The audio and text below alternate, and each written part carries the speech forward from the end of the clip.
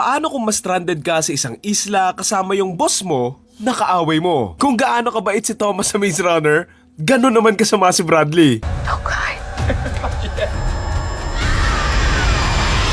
Your seats, you're a little bitch.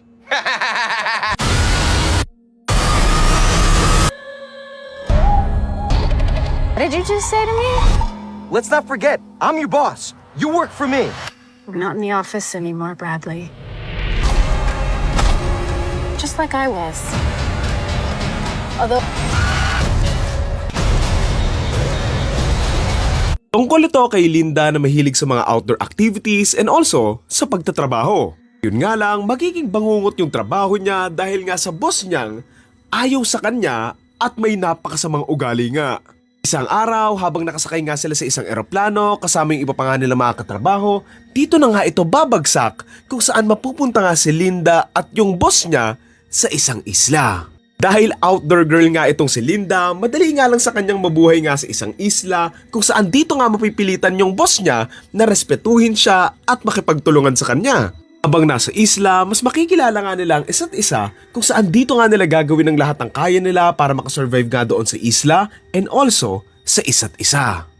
Title ng movie, Send Help. Sobrang nakakapanibago makita si Thomas na masama yung ugali kasi sa Maze Runner, sobrang bait niya eh. Pero dito, sobrang kupal niya. Ito yung movie na relatable sa karamihan kasi kung nakapagtrabaho ka na, alam naman natin na may mga boss na masasama din talaga yung mga ugali.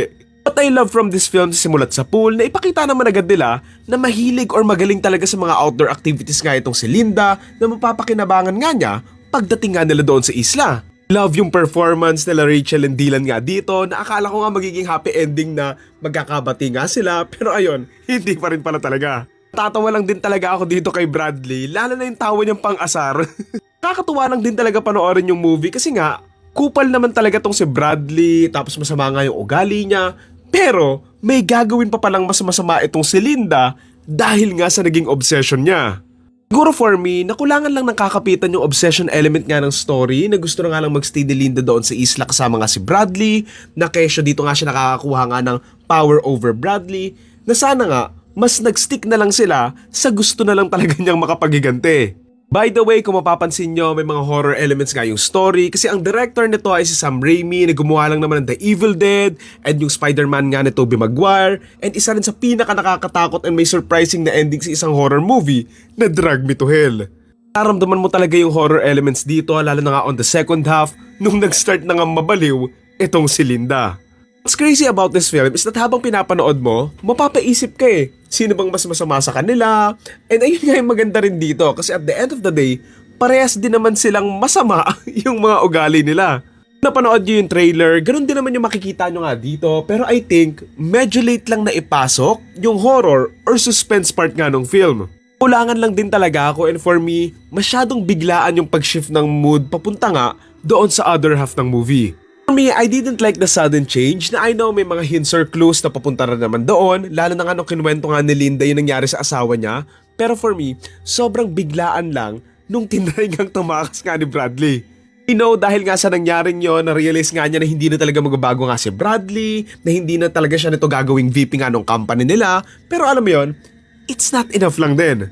For me din, sobrang daming butos ng story lalo na nga on the second half na napaka-convenient lang na may bahay nga doon sa isang isla tapos walang maayos sa security system and wala ngang tao na may makakapasok lang basta-basta na somehow na-override din ni Linda yung security nga doon.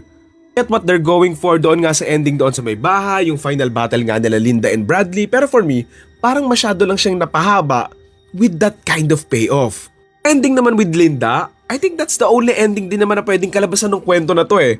And goods naman din ako doon pero sana lang mas naging malinis yung pacing towards it kasi it's too predictable lang na wala na silang masyadong ginawang new or creative din. Lalo na yung part na hindi nga nila pinakita agad kung ano nga ba yung ginawa ni Linda sa fiancé nga ni Bradley na akala ko may twist pa kasi nga hindi pinakita agad eh. Pero yung pala, it is what it is lang na for me sobrang unnecessary din. So yun lang naman, regardless okay naman yung movie, na-enjoy ko naman din, and malaking part talaga dito, yung performance din talaga ng mga actors. Again, ang title ng movie ay Send Help, and ang total rating ko for this ay 6.5 out of 10.